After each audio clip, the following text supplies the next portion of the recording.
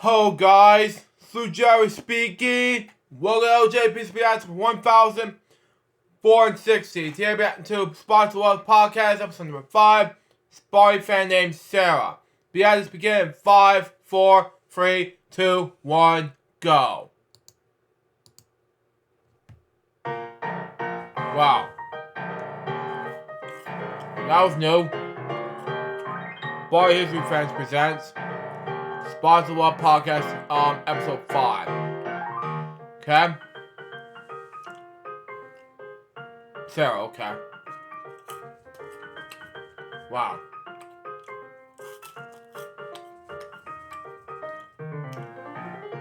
Wow. All right, hello everybody. Welcome back to the Spots of Love podcast here in Barney History Fans. I am your host. Wait. That was new. Sorry. Okay. That was new for the podcast. Okay, makes sense. Continue on. I've always said every time I start this podcast, and I'm really excited to be able to do this and talk with many different people about this character that we all have grown up with or have grown to love and appreciate. And that's no different today. I have a lot of people that's lined up here for the podcast that I'm really, really, really excited about. A lot of people that I think other people here in this group would be excited to see and hear from. Wow. And that's no different today. Today I have... That was a glitch moment. Go on. Continue on. Another Barney fan, like I have been interviewing here. And I'm really excited to be able to talk to her and hear her story and her experiences. And so I'm not going to waste any time. I'm just going to go ahead and bring her right in. I would like everybody to welcome Sara. Sara, how are you? Doing good. How about you? I'm doing pretty good. Like I said on the intro, there's a lot of people that's lined up over these next couple of weeks that I'll be interviewing that I'm really excited about. You're one of those people. When I'm involved in the Barney community, I kind of talk to a set group of people, and I don't really get a chance to talk to people outside of that. And doing this podcast, I get that opportunity. So I'm really, really excited to be able to talk to you. I've seen your name around, but being able to actually talk to you is really exciting for me. So I'm glad that you're here, and thank you for signing up to do this. Yeah, thank you so much for having me. I'm really excited. For sure. As we get started here, I kind of ask the same question all the time to just get started. What was your introduction to Barney? Do you remember when you first found out about Barney or were introduced to Barney? What was that like for you? So, funny story, I actually asked my mom about that, and what's really funny is the only thing that we got was that around the time I was born, I think it was around when season 3 was going on, and we just happened to have PBS Kids on, and Barney was on TV, and that's just kind of how I got started. We weren't really exactly sure how I really got into Barney so much. It's just He was on TV, and it was history as it was. Wow. Oh, that's awesome. Do you remember kind of what that was like? Do you remember, maybe a better question, what caught your attention? Obviously, you turn to this channel, you see this show that you haven't seen before to this point. Was there anything specific that you remember or you can think of maybe now when you think about Barney that made you want to watch? I'm not exactly sure. I was pretty little, so I don't really remember a whole lot with that. I'm sure a lot of it was Barney's size, probably, just the way that he looked, which is really ironic. I tell people, maybe this is a little bit of a tangent, but I tell people that I really didn't grow up with Sesame Street. I grew up with Barney, and I say maybe it was because of the yellow bird, which doesn't make sense because he was almost the same size as Barney, but... Yeah. Wow. But yeah, no, I really don't remember exactly what drew me into liking Barney so much. I just know that I enjoyed Barney quite a bit when I was a kid. I had literally just about Barney everything when I was a kid. Do you still have, so saying you had almost anything Barney, do you still have a pretty decent collection, or did those things do you get kind of rid of those things and now don't have too much of it? Yeah, so unfortunately when I was about 4th or 5th grade, maybe actually around 3rd, 4th grade, somewhere in that region, it was right around the time that my parents were splitting, were getting divorced. It was at a point in my life where I thought that I was too old for Barney. And so we actually had a really decently sized collection of Barney videos. So like the Backyard Gang, Yeah. first generation, and the second generation as well. Wow. I told my mom I didn't want any of them anymore. Mhm. The only ones that we kept were the holiday ones, so like the Halloween party, the Christmas ones, stuff like that. Yeah, even though I did the Halloween party during Boring Jokes episode. If you want to check it out, go check it out. Continue on. And then just a lot of my other Barney stuff. I mean, I had a Barney beach towel, I had a Barney swimsuit, I had Barney pajamas, Barney slippers, stuff like that. So a lot of other like Barney toys, like the magic banjo, stuff Yeah. like that. Yeah, so like I said, a lot of that when we were having a sale to move, when like I said, when my parents were splitting, a lot of my Barney stuff went into that pile. Yeah. So unfortunately, I don't really have a lot of that stuff anymore. There's some stuff that I do have, and there's some stuff that I was able to get back through like Goodwill and stuff like that. And Mhm. my brother has one that he never went through that with Barney. He's always stuck with Barney, and Yeah. sometime after we did all of that and we got moved into the house here that we've lived in ever since, it's kind of been Wow. where he's wanted the Barney videos again. Mhm. And so a lot of the stuff that we've gotten back of Barney videos, especially the ones that are Actimates Oh yeah. Which compatible, I never have yet. Yeah. because my brother wanted an Actimates Barney for his birthday one year, and so we had to get him that and the videos, and he's just loved it. Awesome. You know, I went through that. I didn't go through the phase of growing out of Barney, which is weird. I'm 30 now, and I always Wow. You're in your furries, Mr. K. Continue on. I watched Barney from the moment I was able to pay attention to it all the way until it went off air.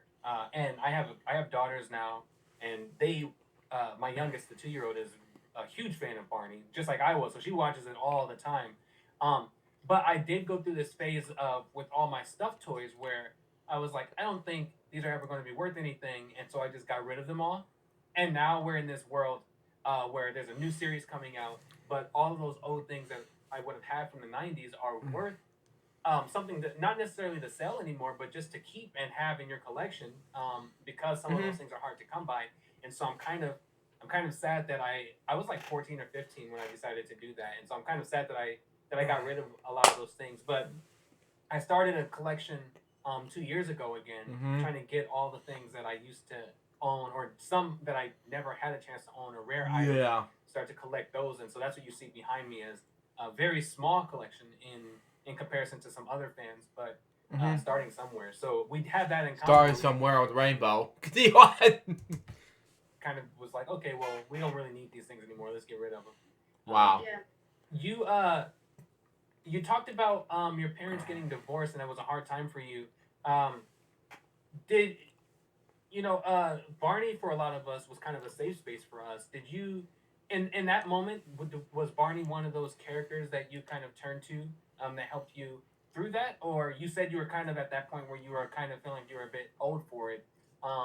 Did that not was he not a character then that would have resonated with you at that time? Yeah, probably not in that moment. I Mm-hmm. think, like I said, there was just a lot going on, and there's just quite a bit. There's a lot that I don't remember from that period. I was not even 10 when that happened, Sure. so yeah, so literally like more than half of my life, I've just been so used to it. Mm-hmm. And but there were other times, even like more so nowadays, where Barney has kind of been a solace for me. Wow. Yeah. Just kind of going through a lot of life changes, a lot of difficulties and stuff like that. Wow. Where, like I said, it's more now that I'm in my 20s. It's kind of where Barney has kind of been that Mm-hmm. one that's kind of helped me. And what's kind of amusing, as I mentioned with my wanting to distance myself from Barney, was about a few years later down the road when I was old enough to stay home by myself and everything, like when I didn't have school. Yeah. It's funny because that Mm-hmm. era of Barney when they were at the park, so like season through the end, seven through the end, that's actually where I kind of got back into Barney. I wasn't too fond of his voice. No offense to Dean Went, I have grown to like his Yeah. iteration of Barney, um, but yeah, so I would actually watch it just about every day that I was able to stay home from school, and it's funny because I don't remember if I watched it on the day, but I definitely remember watching the seasons with Riff, Yeah. and I remember just loving Riff, and I feel like I understand why a lot of folks our age don't necessarily care for him. He was definitely added on, and Mm. he was, kind of the odd one out, and kind of just created for the purpose that Hit wanted. But I Yeah. think he was actually a pretty cool character. I think there was a lot going on for him. Mm-hmm. And yeah, and also Yeah. kind of helped that I'm a music person, so him being Sure. Wait. You're a music person? Okay, continue on. definitely helped with that. Yeah. Well, that's the thing that I wish they didn't do with Riff was like that musical art, because when you look at Barney, it was music anyway, right? It's what they Mhm. did. BJ was kind of that character who was in the band who did those kind of things. Um, but I like you. Um, I love Riff still to this day. I like when things change, and Yeah. so I remember back when season 10 aired, and it was the 2 episodes, and I was a lot older. I was way past the age range for Barney, but I liked that it was a double thing. Yeah. Because to me, I felt like I was getting twice as many episodes, kind of thing, even Mhm. though they were very short. I liked that I got more content. I also loved the addition of Riff. I've told I don't know if I told the story on on this podcast before. I feel like I maybe have, but I had a dream one time that there was a new dinosaur added to Barney, and I could hear the voice that, and it sounds weird, but I could hear the voice that would be what Riff's voice is now, but I didn't see the dinosaur. So Mhm. I remember seeing the Let's Make Music DVD and it was actually Let's Make Music and Let's Go to the Firehouse. So I was like a year removed before even realizing that Riff was in the show. Before you continue on, I know it's been strange your dream references. I know it's hard for you, but saying this whole firehouse differences between now and the whole thing. Let's just say that. Um, I know it's a hard thing between your dreams. I mean, one time you said, I know you mentioned dream about another just about dinosaurs. Wait, what kind of extra dinosaur is that? Maybe a fifth dinosaur? I don't know. I don't know. If you're asking me this question, I don't know, Karan. That's my point. Continue on. And I saw both of those with him on the front. And I just remember watching Let's Make Music the first time, and it was almost like that deja vu thing that you have sometimes where you feel like I've seen this before. You know, yeah, I was just, yeah, because I was gonna do Let's Make Music on Born jokes are pretty soon. Anyway, continue on. When Riff came on, I like when things change, so I like the addition of Riff. Mm-hmm. Like you said, I understand there's some fans who grew up with that very early Barney, the classic Bob West and all those guys. Even one of the writers, Steve White, wasn't fond of Riff. He had a different Yeah. idea for a new type of dinosaur character that I hope I can talk to him about on this podcast at some point. That'd be so But cool. what I think Yeah. of Riff, You know, before you continue on, I know I told you earlier about this whole Steve White, and I'll talk about him on LJPCBM pretty soon, but, you know, continue on. talk to him about on this podcast at some point. That'd be so But cool. what I think with Riff, what would have worked, I think, better is them leaning into his invention side of things, right? He was Yes. also very scientific and like to build and invent things. That could have been something brand new that you would have been able to dive a little bit deeper into that. Uh-huh. Aside from the music thing, because music was already an element that was there. It wasn't new. It wasn't new. No. But his invention side, I feel like they kind of just let he started to blend in with the other dinosaurs to where he didn't really have his own personality, which I was a little upset with. But I love to hear that like there's someone else out there who appreciates Riff as the character. I just wish that they would have, like you said, executed him just a little bit better in a way to make him stand alone. He could work as a new character to Barney if they took the time, and it wasn't just how they did it of just like, okay, here's a new dinosaur. And I think that's where they kind of dropped the ball on that. But I grew up. I was born a year after Barney premiered on PBS, so I was born Wow. in 93. Wow. And so I obviously grew up. I mean, I talked about it during LJPCBM many times on your birth year, Kwan, if you're watching this. And I said it too during my LJPCBM episode on Pepper Rose podcast, on Kwan's Career Miscase Clubhouse, and of course, Josh Martin, the career of the one podcast he didn't want to do because he canceled it, by the way. Which I did understand, Josh. But of course, he and Karan and Josh, which Jen, we're talking about those we had some time, but that's my case. But in cases like that, okay, makes sense. Continue on. My prime years were the prime years of Barney, but I still love the park seasons. I still love Dean Wint and Carrie Stinson and those guys. Obviously, some of the performances won't match what David Joyner and Bob West and those guys did, but you can't, right? You can't. When they set a precedent that high, it's hard for anybody to come in and match that and actually excel it from where it was at. David Joyner set the bar at 100 when he popped out, so it's very hard to excel above that. Same with Bob West. But you have to appreciate those guys for the time that they put in. And Carrie Stinson and Dean Wint were there far longer than Bob West and David Joyner was. And so it's cool to hear someone else appreciate those shows for what they are. I know as adults now we look at everything with Barney through like this microscope of like what was wrong, what went wrong, and it's always a park era. Yeah. But growing up watching those when they were on air as new episodes, it was still Barney to me. Yeah. And I still love it for that reason as a fan. Mm-hmm. Speaking of, so you said you came back to Barney, the park era stuff, Riff, but when you talked to your mom, it was about season 3 when you first got introduced to Barney. Do you have a favorite season or a favorite era of Barney that you would say sticks out to you the most, and maybe why it would be that one? Oh golly. That's really tough because I think all 3 of the eras of Barney, I think it's safe to say 3, right? Yeah.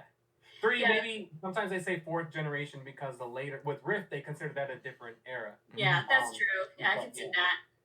But I think with 3 or 4 eras, I think each one has such a unique spin that it's really hard to say which is my favorite. I mean, first 3 seasons, it's that nostalgia. It's what everybody thinks and knows and hears about with Barney. Whereas these seasons 4 through 6, they get a little bit more polished. They have a little more under their belt. I think the budget probably went up a little bit on the show, and but there's still kind of that charm there. And even what we were just saying with the park era, yeah, it's different voice, different performer, all of that jazz.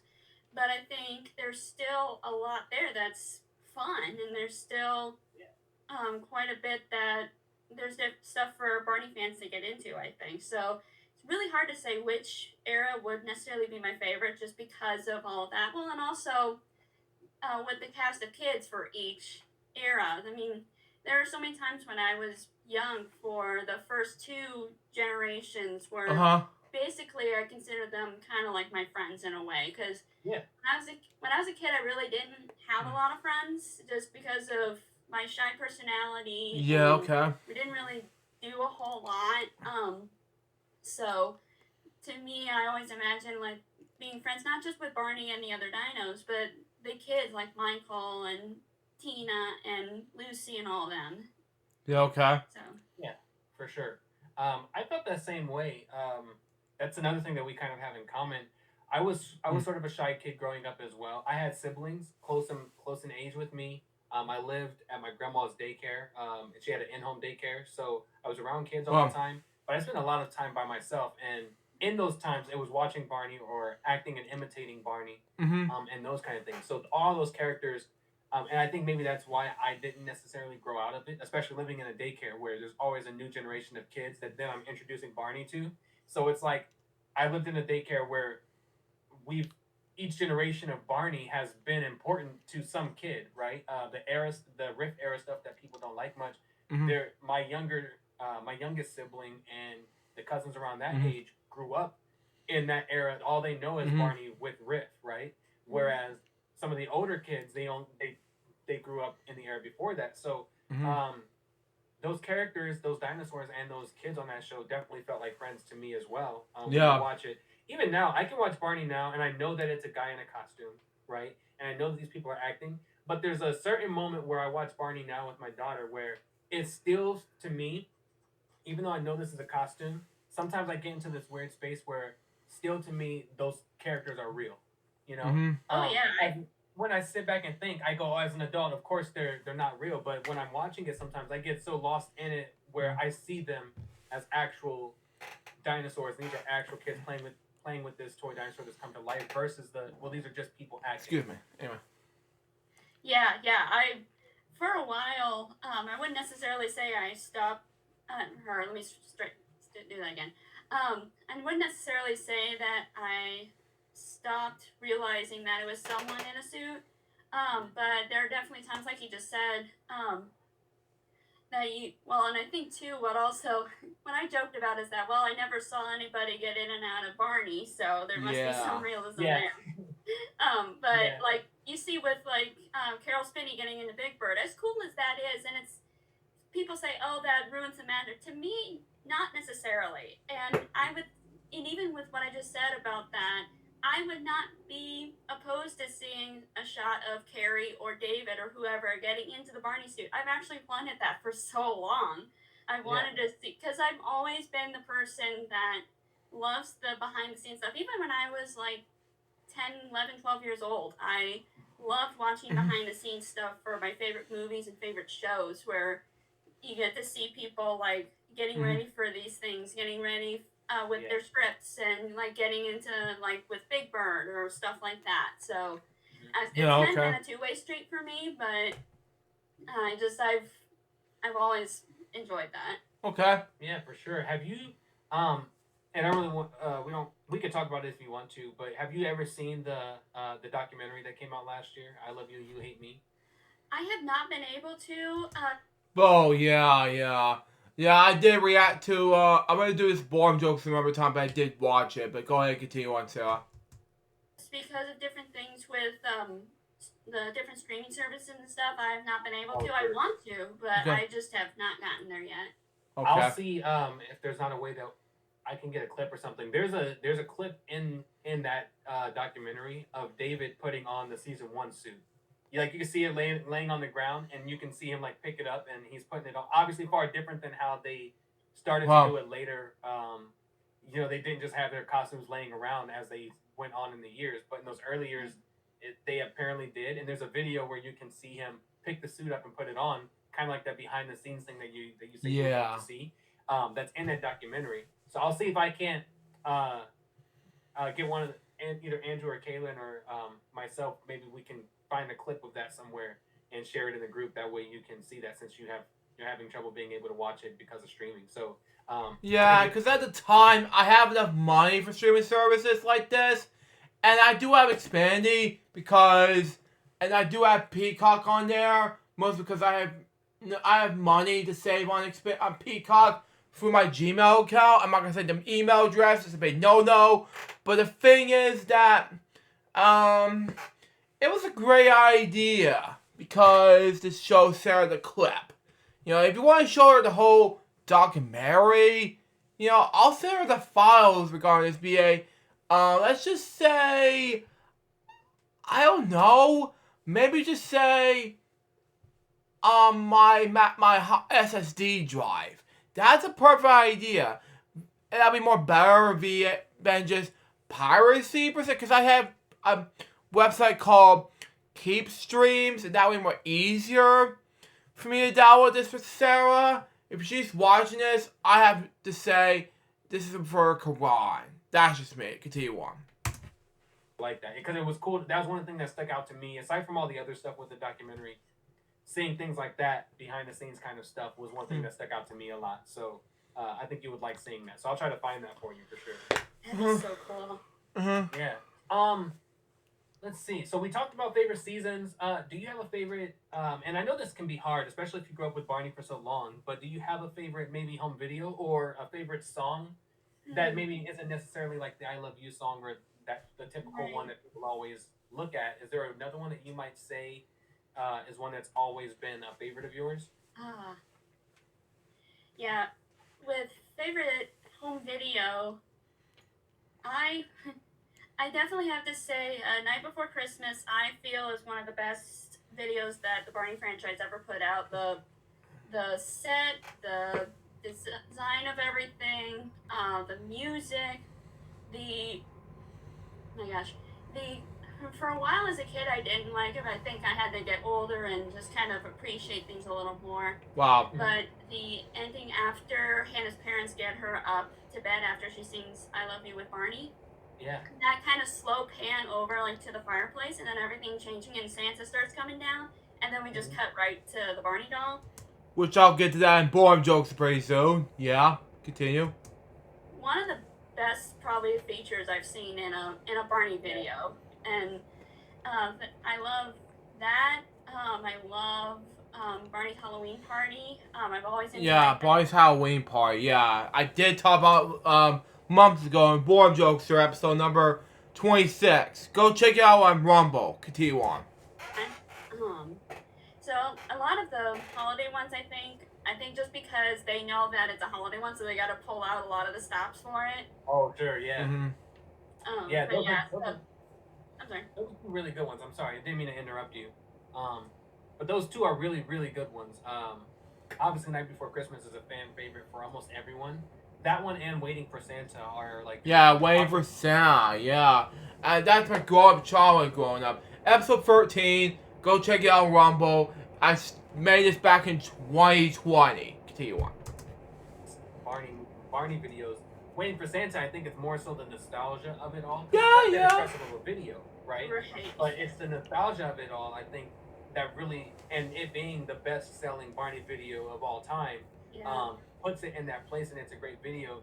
Night Before Christmas is definitely like that Waiting for Santa, but on steroids kind of thing, like you said. Yeah. You really have to pull everything out when you do that, and it just felt so different being in a different location, someone's home was something that we didn't really see with Barney towards the later years. Obviously, that was the very early years being at Michael and Amy's house, but in about that time that movie came out, seeing Barney in a different space or something, a space so intimate such as a family's living room, um, and then the magic of being at this workshop with Santa and Mrs. Claus, um, and all that stuff, and then just the way that it ends is so. It's almost like a chef's kiss. It's just like so perfect of like the way Yeah. they The sweet chef's kiss. Mwah. that song. Barney sings "I Love You" to Hannah as she sleeps, and that yeah, it's very. It just feels magical. It feels very Christmas. It's And I Christmas. think Yeah. that's why it sticks out so much to people. So that's both of those are very very good choices. Mm-hmm. Um, let's see here. Have you ever had a chance to see Barney live at all? I did actually. So, yeah, so when I was younger, unfortunately, I was gonna show a picture, but unfortunately, it stuck to a huge old baby book, so I didn't really want to Yeah, try and drag that out. sure. But I do have pictures of. I saw Big Surprise, which, as much Ooh, as I appreciate Live in New York City for the highlight cream of the crop that it was for the franchise at the time, Yeah, which I grew up with, and I want to talk about that in boring jokes pretty soon. Continue on. I wasn't so fond of the plot. That's just my personal opinion, yeah. Mm-hmm. but like I said, I appreciate for what it was for the franchise at the time.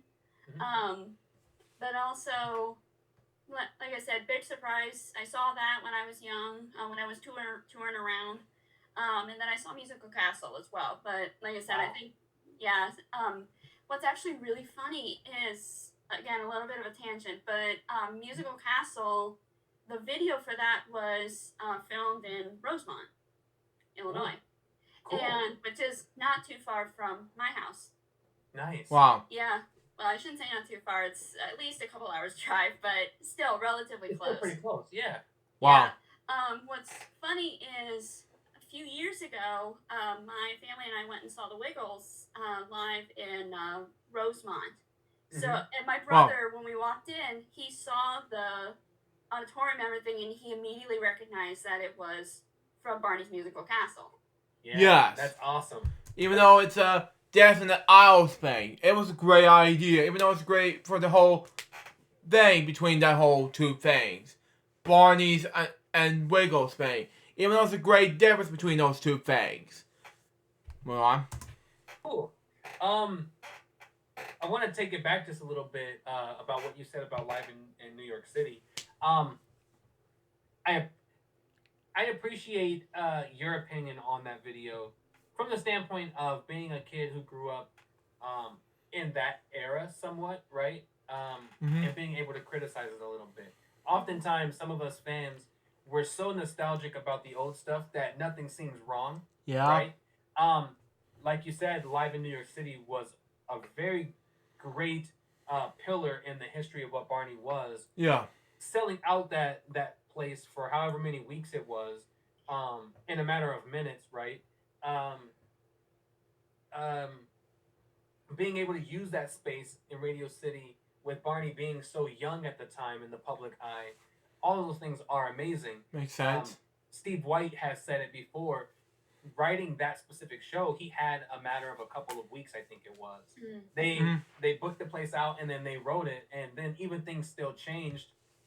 Like adding the Wingster was a character that Cheryl Which is a good idea. Mm-hmm.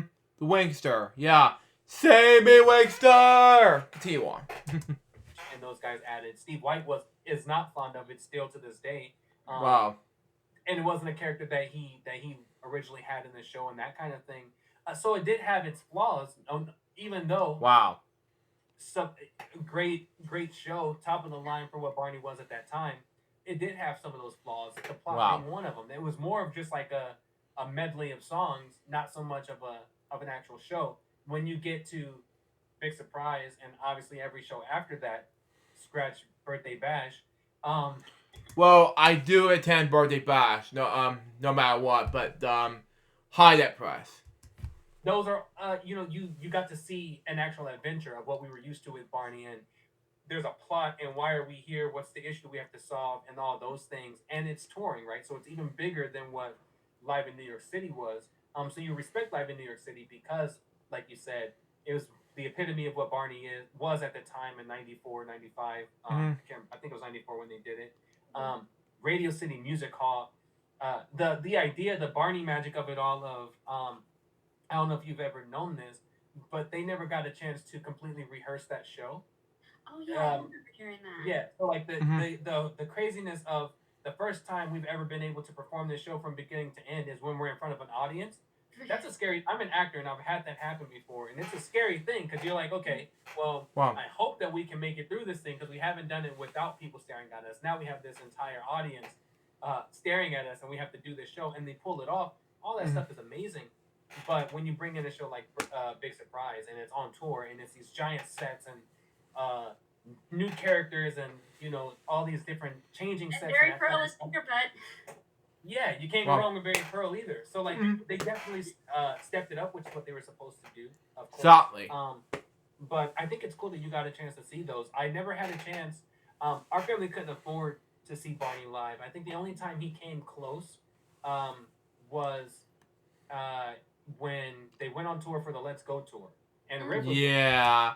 Yeah. Even though I did, no, I was gonna see the home video, but it didn't work out the way it used to be. So yeah, continue on. he Yeah. came.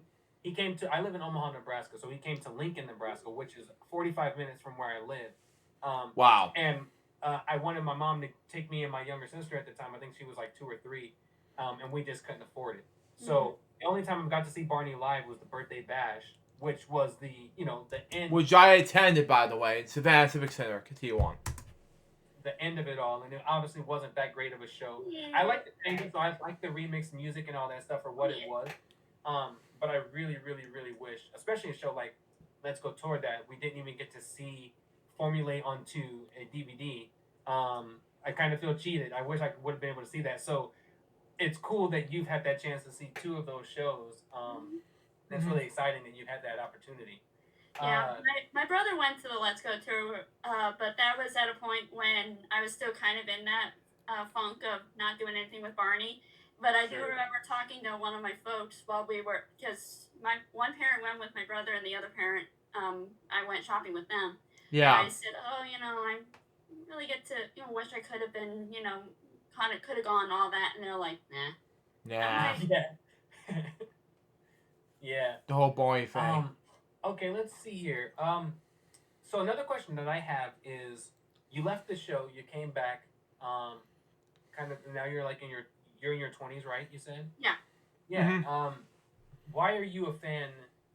Like, why Barney? Why are you a fan now? Why is and I guess it's two questions that I have. Why are you a fan now? Why is Barney um specifically so special to you today in this moment? Mhm.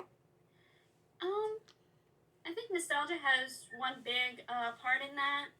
I just remember loving the show and just kind of coming around. I'm one of those weird young adults where most of my favorite shows are actually kids shows. Of course. I still prefer to like watch Barney. It's funny because I tell people I said, in my house, beyond there were other shows, but the main favorite shows in my house were the three B's: Barney, Blue's Clues, and Bear in the Big Blue House. Yeah, those three are my childhood, Matt. Man, continue on. Nice. Yeah, That's so awesome. yeah. But yeah, so I think a lot of that has to do with it, and just preferring to watch Barney over some of the stuff that's on TV nowadays. Yeah, Wow. for sure. Yeah, Um. kid Oh, go wise ahead. and adult wise, Yeah. but yeah, and I think it's just kind of that comfort food without being food kind of thing. Mhm. Hmm. Especially like when I'm going through a rough time. I remember even when it's not like life changing or traumatic or anything. I can remember when I was a senior in high school and I didn't really enjoy being a senior in high school because I knew it meant that I had to move away and I wasn't going to be able to do a lot of things that I Wow. like being able to do at home, and I was getting ready for prom, and I remember just kind of becoming emotional where I actually played the Duncan Brandon version of. Before you continue on, yeah, it was the same thing happened to me, because I had this brain malfunction back in 2012, because I was having a sick feeling, in my stomach, because one time I was feeling a little bit sick one time, and I wasn't feeling good at the time, and the fact of the matter is, I went to go to see Dr. Gray, and he helped me fix my brain, to make sense anyway. Let's continue on. What you're saying, so anyway. um, why am I blanking on the name of the song? Oh my gosh. Um, Someone to the love one you that forever. Julie sings to the puppy. Wow. Yeah, someone to love I you want to love forever. you forever. That literally just popped into my head. Yeah. Wow. But yeah, like I played that and I hung on to my Barney stuffy that did survive the time of getting rid of my Barney stuff when I was younger. And I remember just sobbing and just kind of not necessarily having a mental breakdown, but just kind of having that moment of just like I really don't want to grow up. Yeah. Yeah, that's interesting. That you say that "Someone to Love You Forever" is one of my absolute favorite songs. Oh yeah. I wish they would have used it more in the series. Dean did a very good job of Wow. that with that song for Birthday Bash. I Yeah. don't think people Wow. give him enough credit because he didn't really sing much, right? When he after the first couple years, he stopped singing on the show and he did more of that talk thing. But Yeah. he did a really good job with "Someone to Love You Forever" on Birthday Bash, and it's such a sentimental song. So I can see why that would be a song that you play. I mean, you just kind of have that moment. I think we all go through that as we start to get older because I think we start to realize the world that we see it as children is far different from the world that we see when we become adults, right? Mm-hmm. And so Wow. we cling. I think we cling to things, and sometimes as adults we Hmm. subconsciously do it, but we cling to things that just that mean something to us, whether it's from our childhood or it's a specific person. Um, and so I never had that moment where I it was like, oh, I don't want to grow up and that kind of thing, like you did. But you do Mm. often think about that, like, oh man, now so many things change. It's not the way the world appears to be through a child's eyes. Yeah. And so it's cool that you at least you got to have that moment though, and a time where Barney was in a sense there for you during that moment. That's what that character I think is that's what he stands for. That's what he means, right? Mm. Um, we talked about changes in Barney and how you appreciated the Park era and the Riff era and all that stuff as Yeah. much as you still appreciate the classic stuff. Um, I vowed to not talk about this outside of this podcast, and so let's talk about it just real quick. Do you have any sort of hope when it comes to? Obviously, we have um, this new character that's showing up. Um, he's still Barney to Well. like the world, but we have this new show that's Barney's World that's supposed to appear with us next year, and we're starting to see bits of information formulate for these things. Is there? How do you feel? What do you feel about this show? Have you had any type of thoughts on it or opinions on it, or yeah? Wow. Literally, I've just been pulling that face about every new Well, announcement. I'm just like, oh, what are they doing to you, Barney? yeah, yeah. I can see where they're coming from. I mean, it's kind of the trend out there right now is to bring back a favorite in different mediums, whether that be in movies or TV or kids TV stuff like that. I when I first saw the shot of the animated figure, um, literally, I think out loud I went, ugh. Wow. Literally, I think I did that out loud when I first saw that. Well, to me, I was like, oh my god, I was so excited. But continue on. Yeah, because it was so jarring, and I almost want to take the step and say it was appalling. And the reason I say that is because I remember it could have been through the group, it could have been somewhere else that I was reading on this, how Cheryl and company were very adamant in not having the characters be animated. Mm-hmm. I mean, obviously they had some animated work for like logos and the CD-ROM games and stuff like that, which is funny. Tangent for just a second with talking about animated Barney and things. The CD-ROM games, I had the farm game when I was a kid. Oh, really? And, yeah. I didn't mind it so much, other than though I never have it yet. When Barney would all of a sudden pop out in that little like circle. Yeah. It scared the crap out of me. I hated it so much. Like so much, it got to a point where I would like cover the screen whenever I knew he was about to pop up. Wow. So, and for me, like going through that and the CGI Barney that came off in Come Over to Barney's House, that was a little yikes. Wow. So to me, animated Barney has never worked. And even before I saw that thing that Cheryl and them had said in the past, I never felt that Barney worked in animation. Wow. So with them doing this now with CGI animation, and just there's so much of things that have been kind of tweaked around and modernized in a sense for this show. I'm very nervous. Wow. I'm trying to be respectful and all that, but I'm so nervous about it. And yeah, I don't know what else to say, but I'm trying to stay positive about it. I'm not need to. quite a fan of changing BJ's name. I can kind of see why, but I'm also not a huge fan of it. Yeah. But yeah, and I'm very scared to see his and Baby Pop's design. So am I. I won't say much on it. I don't talk about it much. I'm also not a fan of BJ's name change. Like you said, we're adults, so we all, I believe, understand why. But we understand why because we're adults, right? Yeah, we are. As kids, those kind of ideas don't cross our minds. And so if I feel like if we're making a show for children, make the show for children, right? Yes. I have a 2-year-old daughter who obviously did not grow up with Barney, but is a huge fan of Barney today. And I know seeing when she saw the anime, I showed her the picture of the animated Barney, and the first thing she said was Barney.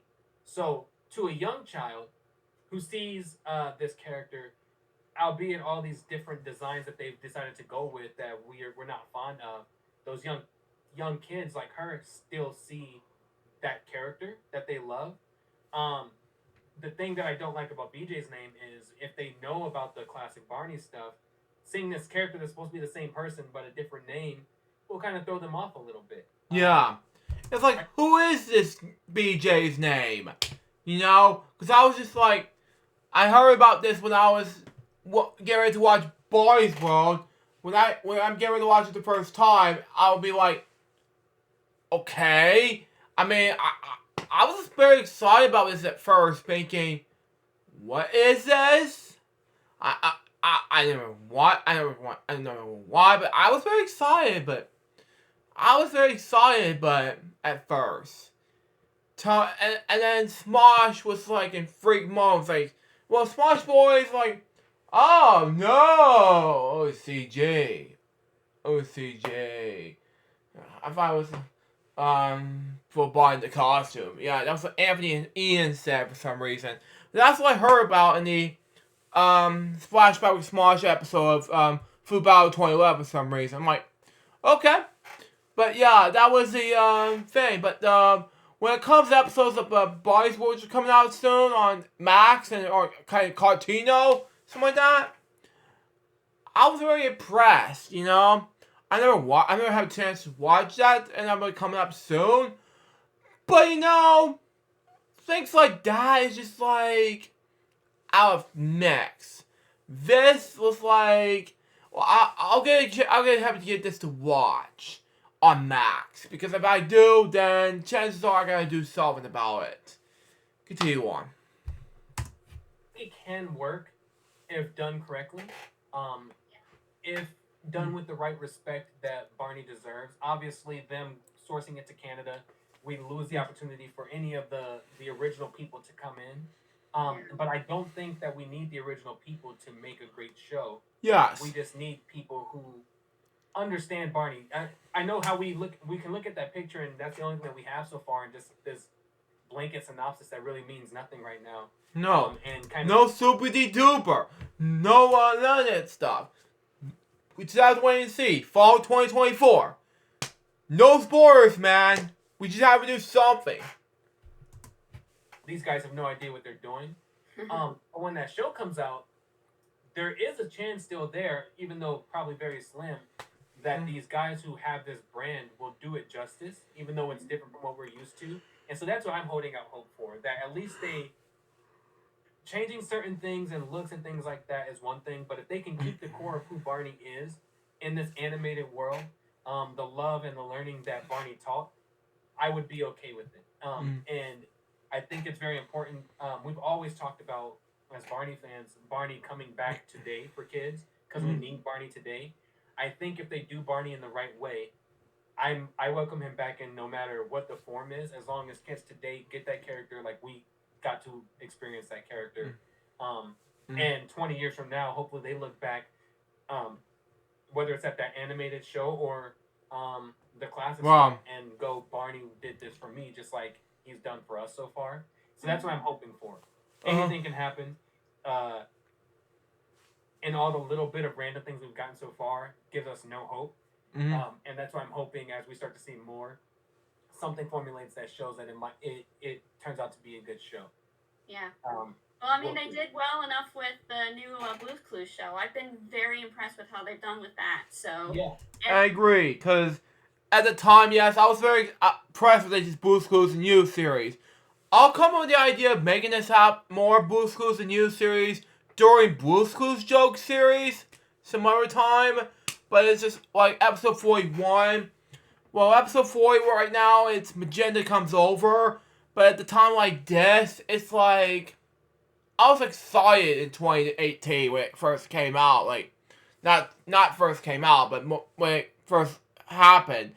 But then 2019 came, it first came out. Like, I was, like, a day after that, I was getting ready to watch Disney Plus when it first came out, but then traffic came by, and, like, oh my god, I was getting ready to watch, like, the first episodes of Recess. But then all of a sudden, traffic came by, and I had to talk to my friend Remix Palm. He's watching this now. Shout out goes to him by my friend Remix Palm Bear. I was talking to Remix, and there's something wrong with Disney Plus for some reason, in the first day of Disney launch day. And then all of a sudden, there's nothing happening with my shows, like Recess, for example. And then, while I was watching the first episode, it was called Break-In episode, by the way. Saying, oh, go, okay, our friends are getting detention. Oh, all of a sudden, oh, what the hell? Something wrong with that TV? Disney Plus, like, what is this? You know? And then something would happen, and I'm like, dude, I'm watching the Disney Plus app, and it's the first day of the app, and then I'm not doing LJPCBM that day, and then all of a sudden, something weird happened. It was like, probably the first day of Disney Plus. It was on the 12th of November, but then all of a sudden, something weird happened, you know? This was the day after Blue's Clues and You's first premiere on Nickelodeon. You know, when it happened, I was told Patrick Butler about this the same way. If he's watching this now, I don't know what the deal is with Disney Plus at this point forward. Because I was just trying to watch, it was the first day of Disney Plus when it happened. And then Recess came on back in the roots. I was watching the entire first season of Recess. And then I came back to watch Out of the Box, season 1. And if you watch DJ Bob and Steven Simmons, I miss him very much. Steven, where have you been? Where's the Cosme Big Cubby Couch episodes? I haven't done a review in months. Continue on. Well, before I continue on, and I have watched some more Disney Plus. I'll still do more watching Disney Plus ASAP. Right now it's just Darkwing Duck, Alice Wonderland Bakery Season 2, and so much more. Well, that's just what happens. Continue on. They had a lot of that in Canada, so. They did. I auditioned for that show. Did you really? Yeah, and I thought it would be. That's why I don't know if you know, but I have my own TV show that I do called Mr. K's Clubhouse. And one of the main reasons why I started it. Wow, you created a show, and then even though I reacted to Mr. K's Clubhouse, you know, in season 1 through 3. Now I'm gonna react to the last episode of season 3. Sometime around sometime this upcoming, I don't know what season, no, episode 1,464. It's something around the range, let's say, 4 more episodes from now. And that's why, and then along the bloopers, you know, I wanted to tell Karan about this, but, you know, I did react to some, outside Mr. K's Clubhouse seasons, like, say like the home video thing called Friendship Day, something like that, etc. I did talk to Karan about this, but you know, when I reacted to some things, and then May 2023 came, and I did react to a Halloween episode of Mr. K's Clubhouse.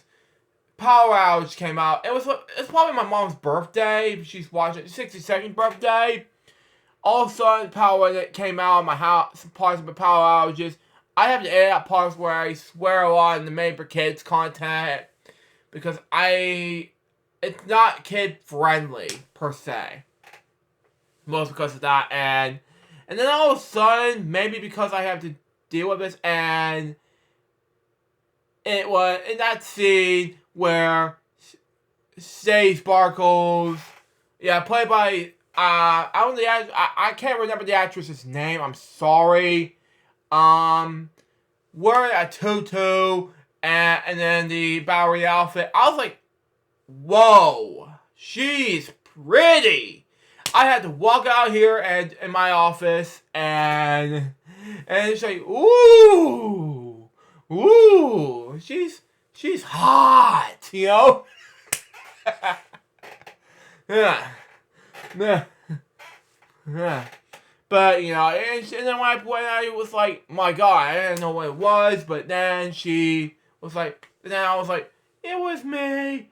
I knocked it out of the counter, but I was right there, right where it belongs.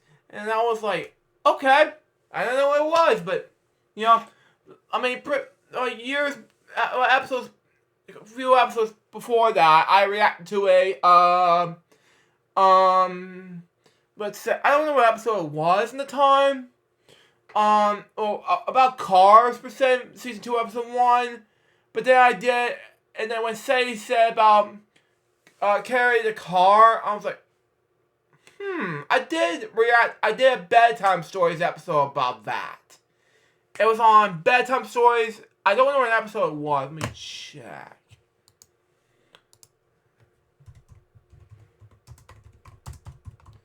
It was on episode 334 bedtime stories. Go check it out on my main channel. So, yeah. And what it was really, I did read carry the car, and basically I did read it, and it's just like out of nowhere thinking, oh my God, it was all there. You know, let's continue on. The fact, like you mentioned way earlier, how there's not much TV today that's actually any good for kids, was because I auditioned for Blue's Clues and I didn't get it. Oh yeah, Blue's Clues, yeah. Okay. Whoa. Okay, yeah, because I grew up with Blue's Clues. Continue on. And I was just like, all right, well, I'll just create my own show, kind of as a joke, and then I did. But okay, wow, okay. Yeah, when I auditioned for Blue's Clues, I had already seen the drawing figure of like the new CGI Blue and all of that stuff before they made it obviously public, and I thought it was going to be something vastly different than what it was. I like that it's primarily the exact same show that it's always been. Oh, it's yeah. just a new host, a new look for Blue that's not too jarring like you're saying that they did with Barney. They could have done it with Barney, where he looks like Barney looked, just CGI. Whether it's still kind of off-putting or not, they could have done that without the crazy changes. But I like that, at least with Blue's Clues and You, they've kept that formula that worked for them, and they just kept going in that direction. Mm-hmm. It's easier for them to do live action though, because you think, okay, it's only one live action person with everything else on a green screen, and then maybe 3 people if you bring in Steve and Joe. But outside of that, it's just Josh running around on a green screen. That's a lot easier. Yeah, Josh. Exactly, because Josh at the time, yes, he, Josh was doing there, and he was calling Steve and Joe, because, I was doing these as Blue's Clues jokes, per se, and that makes more sense, but if I wanted to do React to Mr. K's Clubhouse, I want to do LJPCBM like these today. Because at the time, I asked Kawan permission to react to those in LJPCBM. He said, sure, why not? And then, out of nowhere, those are part of the LJPCBM series. Continue on. To do with a live action person, then a full costume of 4 dinosaurs, all these kids, and I can see why they would go the animated route for that. I'm holding out hope that hopefully something good comes from it. Yeah. But you never really know.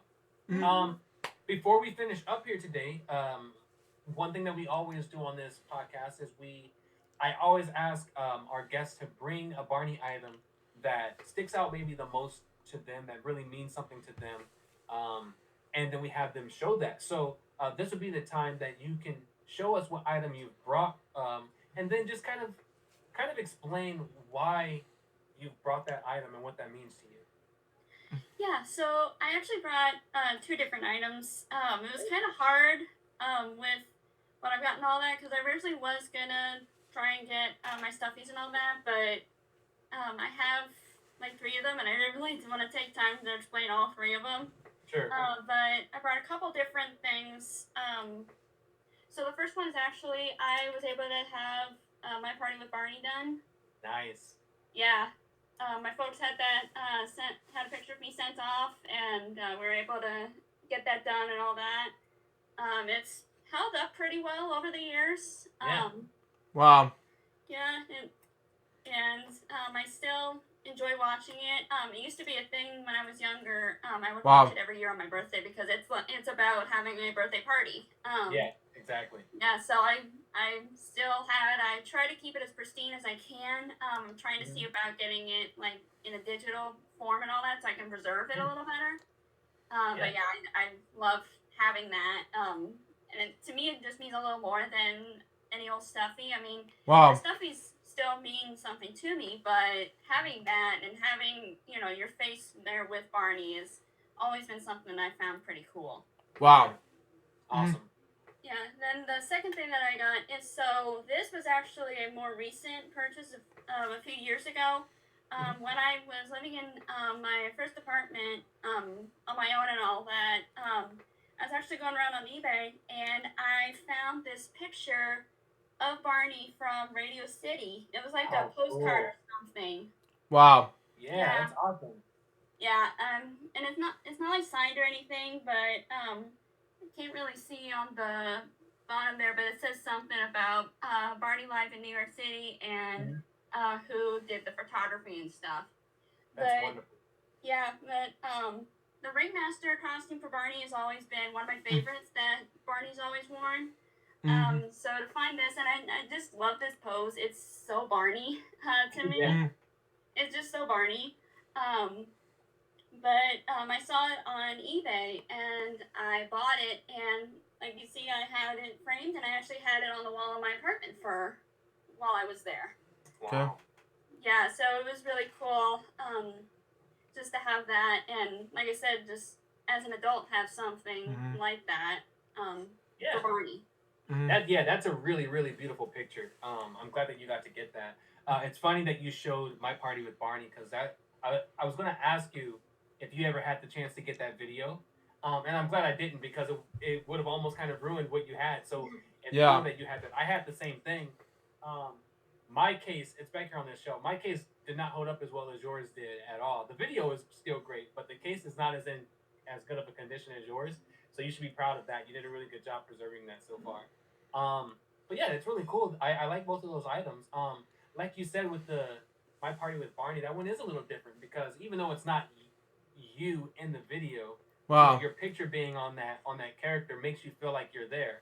Mm. Um, and so it's one of those things that you do kind of hold a little bit closer to you when it comes to a Barney video than just Mm-hmm. one of the standard ones because it's personalized for you, right? This character that you love and enjoy is saying your name. You see your face alongside the other characters. It's a really cool thing. So I'm glad you got the opportunity to have that. I think they still print those now in DVD form, if I'm not mistaken. So They do it's print cool that they mine. still do that. Yeah. And one thing, it's not a physical thing that came to my mind as well, if I can, really quick. Hmm. And like I said, it's not a physical item, but it was something recent that I was able to do for my brother. Like I said, he's also a pretty big Barney fan. He mainly sticks to the first three seasons. Not that he doesn't like the other airs and stuff. He still plays that, but like on his computer here at home, he always loves watching those episodes and play different ones. And then there are times where he'll Wow. even want to play out some of the bits from the episodes. Okay. T1. Sure, yeah. He loves Camera Safari from the third season. He loves that. Wow. You're the ones that Elvin goes bark. T1. Yeah. And one time for Easter, he requested a safari hat and vest, just like Barney's. Wow. And so then his birthday later that year, I was able to do a cameo with Bob West and get Nice. Bob West to wish him happy birthday and all that. And I mentioned that in the little notes there. And Bob, with his little Barney stuffy that he has, in the Barney voice, was able to talk to my brother about all of that. Wow. That's awesome. You have to love Bob. You gotta love that's Bob. Exactly. Mm-hmm. I did a cameo with Bob also.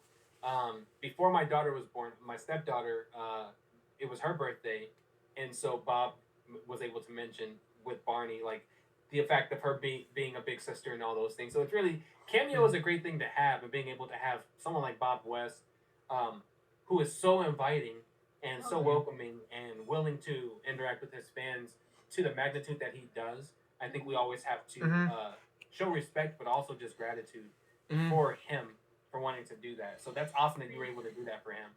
Yeah, and I think going along with that, just there's so many people in the Barney community that were in the show that are so willing to do things for fans nowadays. I mean, that's Yeah. kind of, again, it's become the trend. You know, nostalgia is a trend. I think is definitely a phrase nowadays. Yeah. But even ones like Kerry Stinson with his 2 podcasts that he did. Yeah. Now 3, which I'm taping this from. I mean, just as much as I love David Joyner and he's still, you know, number 1 there for Barney performers, I really grew to love Kerry Stinson because of the stories that he told on his podcast about his time when he was Barney and the things that he got to see and he got to experience and everything. For sure. And and I was also very thankful that he was willing to take user questions on. I think it was Purple Tails when he did questions, and he actually took one of my questions. Oh, nice. Yeah, that was awesome. It was really cool. It was funny. Yeah, he did answer my questions. Continue on. Actually, the episode after they did their Q&A, it was when he had that the other gal with him. I don't remember her name right now. Yeah. But she was like, oh yeah, we got a question that we missed from the Q&A, and then she mentioned my name and said that I had a couple of questions related to Barney. So that's awesome. That's really cool that you got a chance to do that. I've grown a little closer with Kerry because of my show. I've been on his podcast twice. Even though I did react to the first one out of the 2, because on those reacts, because at that time frame, I didn't get a chance to react to the 17 more out of that 117 as of yet. I'll get to the 1 to 117 of those reacts some other time, but the thing is, it's going to be very exciting for those reacts viewers out there. Continue on. We did a fan one, and it was supposed to be a continuing thing, but we only did my episode and that was it. But yeah, he's an amazing person. That's the only thing that I wish would happen more though with Kerry and Dean, but like those later guys, is I wish they would interact a little bit more with fans, because there is a generation of kids out there who are young adults now that grew up with specifically them. And we get this opportunity to interact with Bob and Steve White and Bob Singleton and David Joyner sometimes, and Fred Holmes, all these wonderful people that worked on the show. And not so much you get a chance to talk directly to Dean Wint ever. Dean Wint just kind of is like gone in the wind. he's gonna disappear. Gone in the Wind, yeah. Come on, Gone in the Wind from 1949 movie. Yeah, exactly. There, but you just don't see him much. And so I wish that they would interact, because there are people around that would appreciate their presence and that conversation. I'm going to try to twist Kerry's arm a little bit and see if I can get him into this group. It hasn't been working so far, but I'm optimistic. So we'll see. Before we close this out, Sarah, what's one thing that Barney has taught you that you can say has stuck with you to this day, in this moment? Or is there a lyric or anything, one thing that just sticks with you from Barney? I think if anything, it's how welcoming Barney is to people. I mean, even if it's people that you do not agree with what they do and things like that. I've always kind of been a person that has reached out like to the outsider, to kind of that one kid in the lunchroom that nobody wants to talk to, that kind of idea. I don't know if that's always just been a part of me or if it came from Barney or kind of a mixture of both. But just kind of being there for somebody when they need it. I think that's a lot of it. For sure. I love that. Yeah, Barney's his personality and what he stands for, I think it's in all of us anyway. You don't need Barney to teach you that, but Barney brings that out of you. I think we all have it, but if we're not shown how to exercise kindness or love for others or those kind of things, like there are some adults now or even some kids, you kind of lose those things. You know, it was a joke in season 11. They did the manners episode where Barney told Baby Bop, if you don't use those words, they start to get old and rusty. And then I remember Corey, Yeah. Or there's no for some reason episode where they have many times say no. Like, what is that? T1. didn't say those words. Yeah. However we feel about those old episodes, that was a very good lesson because there's a lot of adults and some kids now who those words aren't old and rusty. They just have not said them or used them. That now it's like an afterthought. Like if you tell them, well, can you say please or thank you? Mm-hmm. It's like pulling teeth. They really can't say them because they just can't fathom this idea of being kind, right? So I think we all benefit from having a character like Barney where some of his characteristics have stuck with us throughout life, and then we can pass those on to other people. So I love that's what's stuck with you and helped you. I do want to say thank you for we're going to close it out before we run too long, but I want to say thank you for taking the chance to come on here. Talking with you about your experience with Barney and all those things has been amazing. I hope you've had a good time. Oh yeah, I loved it. Yeah, we'll have to, as we start cycling through people and get further down, bring you back and we dive deeper into some things that maybe we didn't get a chance to talk about today. But I'm really appreciative of you coming on here, so thank you for that. Yeah, thank you so much. I loved it. Yeah. For everyone else, thank you for tuning in. I hope you appreciated this episode with Sarah. Like I said, keep an eye out for many more episodes that are becoming very soon with some other amazing people that you won't want to miss. And then who knows, maybe we'll see you here in your spot of love soon. Take care. Wow.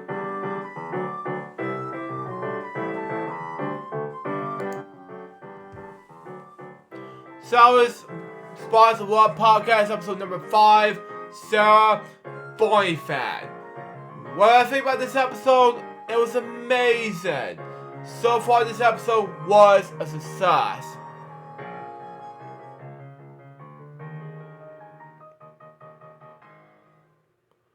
Okay. That was the episode of the LJPCBM 1460. Hope you enjoy it. Stay tuned. Next is going to be LJPCBM 1461, which will be about Bonzi Buddies, episode number 69.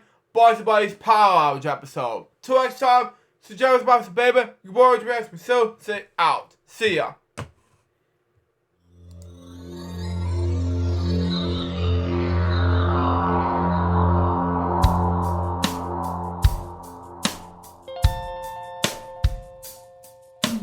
Given unto me this life I'll never take for granted, and given all the time I failed to really understand it, I never sought to meet the maker of reality, the one who gave the life that which is always happening, but I tried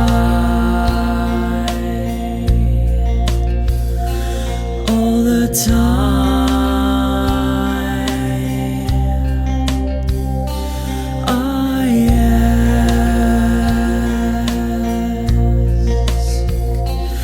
I